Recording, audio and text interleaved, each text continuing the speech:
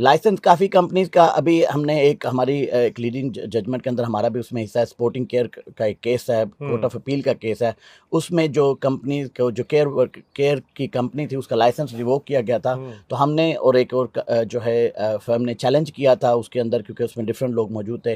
तो उस केस के अंदर अल्हम्दुलिल्लाह जो है हमारी विन हुई है और होम ऑफिस ने जो है वापस रीइंस्टेट करने अब वो लाइसेंस शुरू कर देना है जितने लोगों के उसके अंदर जो लाइसेंस होते। तो अगर आपकी कंपनी, मैं यही कहूँगा जो स्पॉन्सर अगर आपका शो देख रहे हैं तो मैं उनको यही कहूँगा कि अगर आपको होम ऑफिस की तरफ से इंस्पेक्शन आती है या आपसे डॉक्यूमेंटेशन मांगे जाते हैं या आपका इंटरव्यू आता है, तो आप बेहतर है कि बजाय उस इंटरव्यू में जाने से पहले आप जो है वो लीगल एडवाइस ज़रूर लें, ताकि हम आपको गाइड कर सकें कि आपको क्या कंप्लाइंस में पूछा जा सकता है, किस तरह की डॉक्यूमेंटेशन हो सकती है, क्योंकि इसके काफ़ी सीरियस कॉन्सिक्वेंसेस हैं। एक मरतबा अगर आपकी कंपनी का लाइसेंस रिवोक हो जाए, दोबारा से लाइसेंस मिलना बहुत मुश्किल काम है।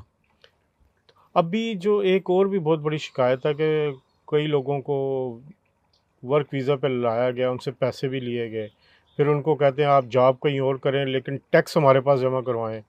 वो बेचारे जॉब उनको मिल नहीं रही, वो टैक्स भी करवाना होता है। ऐसे लोगों के लिए क्या है? देखिए, पहले नंबर पे तो ये है कि ये तरीकाकार ही इलीगल है। ये गैर कानूनी काम है कि अगर आप किसी को स्किल वर्कर के लिए पैसे दे के स्पॉन्सरशिप लेते हैं। और दूसरे नंबर पे गैर कानूनी तब भी है अगर आप किसी और जगह पे काम करते हैं। पहले नंबर पे तो ये है कि अगर आपके पास स्किल वर्क परमिट है और आप किसी और जगह पे काम करते हुए पकड़े जाते हैं, जो कि आपका स्पॉन्सर नहीं होता, तो आपका जो वीज़ा है उसी वक्त जो इमिग्रेशन रूल्स हैं उसके अंदर शेड्यूल 10 के अंदर आपका वीज़ा जो है वहीं पे कैंसिल किया जा सकता है ऑन स्पॉट।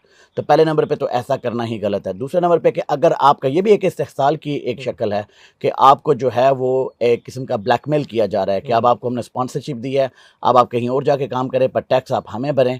तो अगर आपके साथ ऐसा हो रहा है तो बिल्कुल आपका राइट बनता है कि आप जो है लीगल एडवाइस लें और ऐसे एम्प्लॉयर के खिलाफ शिकायत ज़रूर दर्ज करें। और इस तरह के अगर आपने पेमेंट उनको की भी हुई है तो शायद आप लीगल वे से उसके कुछ ना कुछ रिकवरी कर सकते हैं। उसकी वजह यह है कि इस तरह की किसी, क्योंकि एम्प्लॉयर जो हैं डिफरेंट तरीक़ों से एम्प्लॉइज़ का इस्तेहसाल कर रहे हैं। मतलब उनको कह रहे हैं कि ये हमें होम ऑफिस को आपको पे करना है, आप हमें ये पैसे भरें। हालांकि होम ऑफिस की बड़ी क्लियर गाइडेंस है कि अगर इमिग्रेशन स्किल चार्ज है वो एम्प्लॉयर को पे करना है, अगर टैक्सेस हैं तो वो एम्प्लॉयर को पे करना है। तो अगर आपको किसी एम्प्लॉयर ने ये बताया कि ये टैक्सेस आपने भरने हैं या एम्प्लॉयर का टैक्स का कंट्रीब्यूशन या नेशनल इंश्योरेंस कंट्रीब्यूशन भी आपने भरना है, तो उसने आपके साथ गलत बयानी की है और आप बिल्कुल उसके खिलाफ भी कानूनी कार्रवाई कर सकते हैं। तो ये बड़ी एक इम्पोर्टेंट बात है कि अगर आप बजाय इसके कि आप उस इस्तेहसाल का शिकार रहें, एक ब्लैकमेलिंग को सहते रहें, पैसे भी देते रहें, आप अपने लीगल रिप्रेजेंटेटिव से बात कर सकते हैं। और ये इसमें यहाँ पर गुंजाइश होती है इस तरह के केसेस में।